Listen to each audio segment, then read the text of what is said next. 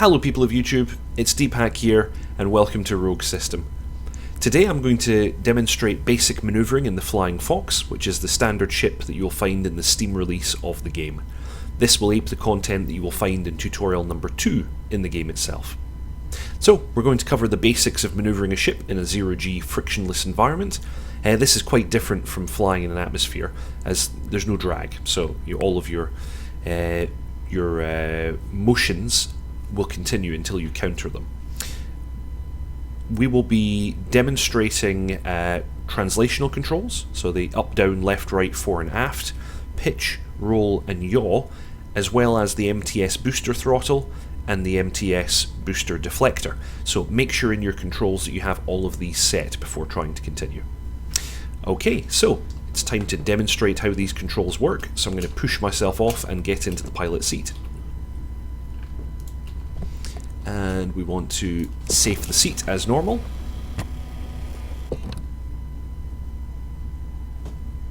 And we want to turn on the viewport monitor system.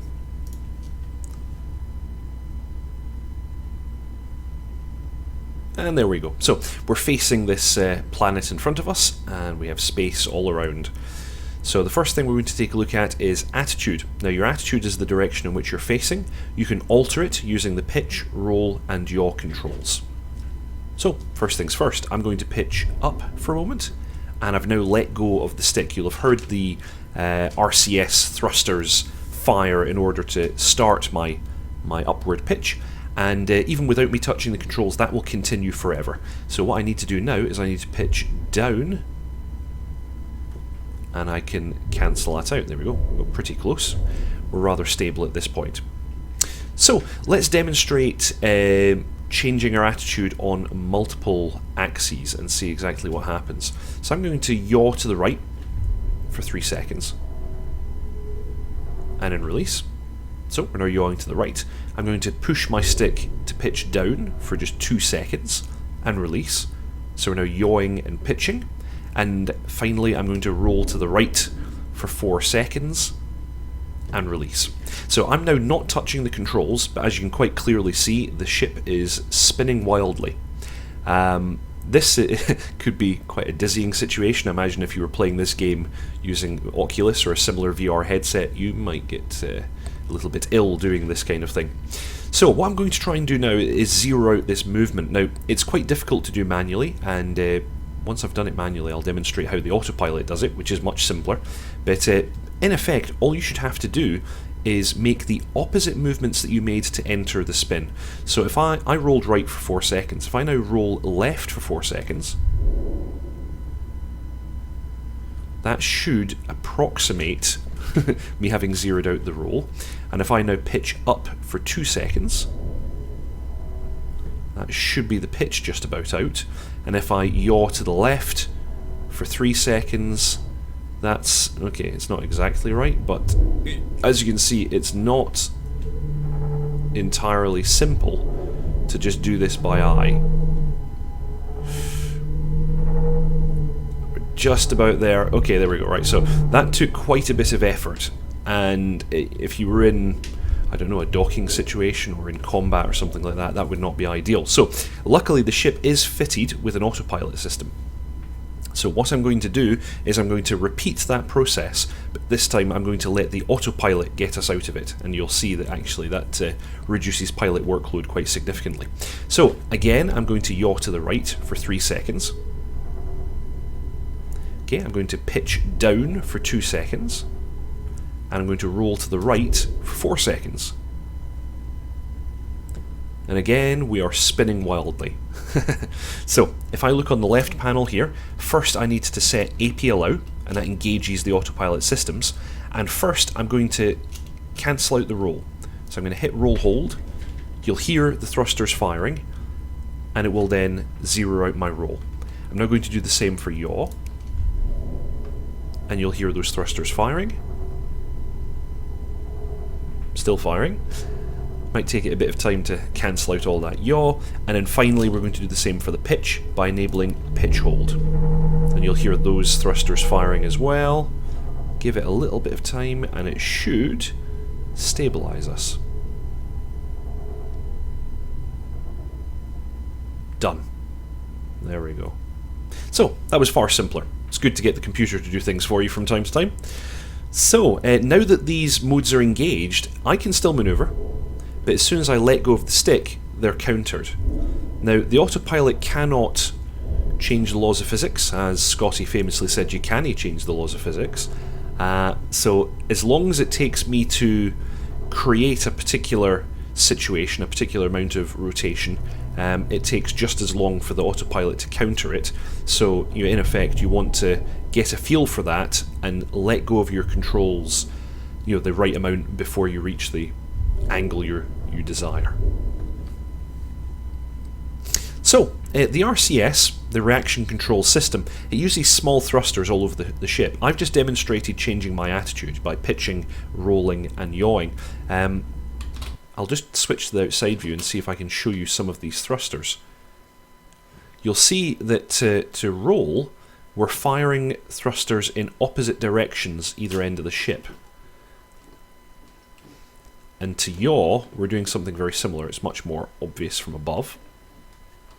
And to pitch, if I go to my side view, pitch again is firing thrusters on opposite ends of the ship to achieve that.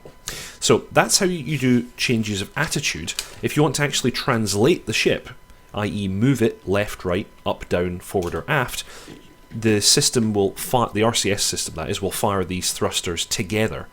So if I want to move left, both thrusters on the right hand side fire, and same for right. For up and down, you can see it's firing them all together. And for fore and aft, again, it's firing groups of thrusters together in order to achieve those movements.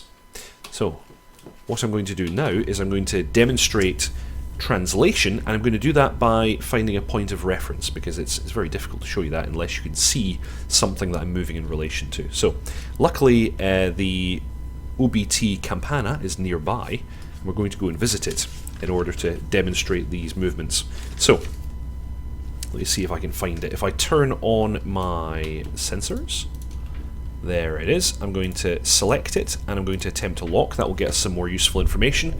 And I'm going to maneuver the ship so that it's in front of us.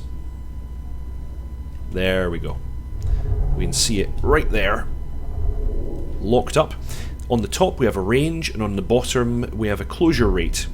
So what I'm going to do is I'm going to point just off to the right hand side of it, and I'm going to fire my 4 thrusters to get us moving towards it. I'm going to go for about 20 meters per second. There, and release. And then I'm going to use my right translational thruster to move that velocity vector just off to the right hand side of the station. That green indicator there, that's showing us basically our direction of travel, velocity indicator. So, let's move towards the station. We want to get ourselves within a few hundred meters in order that we can observe it and see what how it moves basically on our VMS in relation to our translational inputs. So, and currently we're in hot plasma mode, so our movements will be quite large, not so granular. Once I get a bit closer, I will demonstrate the cold gas mode, which allows us to make much finer adjustments, make much smaller movements.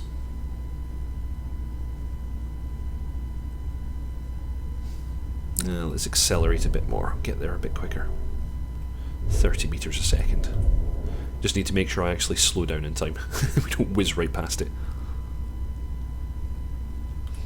I'm going to use the left and right translational controls to just maintain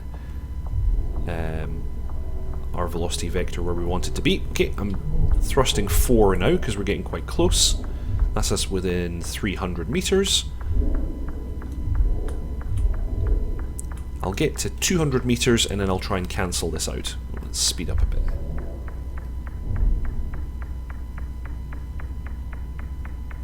And there we go. Okay, let's stop here. Oops. Okay, so what I'm going to demonstrate first is translating left and right. So if I push translate left, you're going to notice that the station shifts to the right of my view. If I push to the right again, I should be able to sort of center it. Actually, the velocity vector, when you have a station locked, kind of gives it away. If I now translate right, station moves to the left. Let's center that again.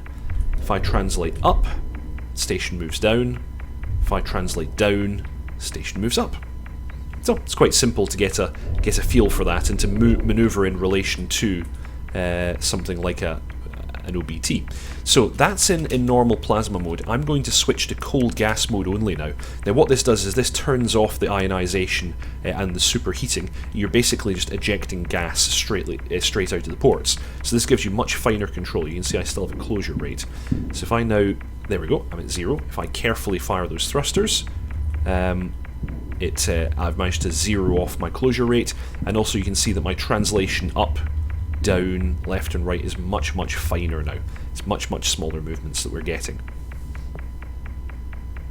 So, that's us. We've basically achieved an orbital rendezvous there, because we're basically stationary in relation to this station. So that concludes the RCS modes.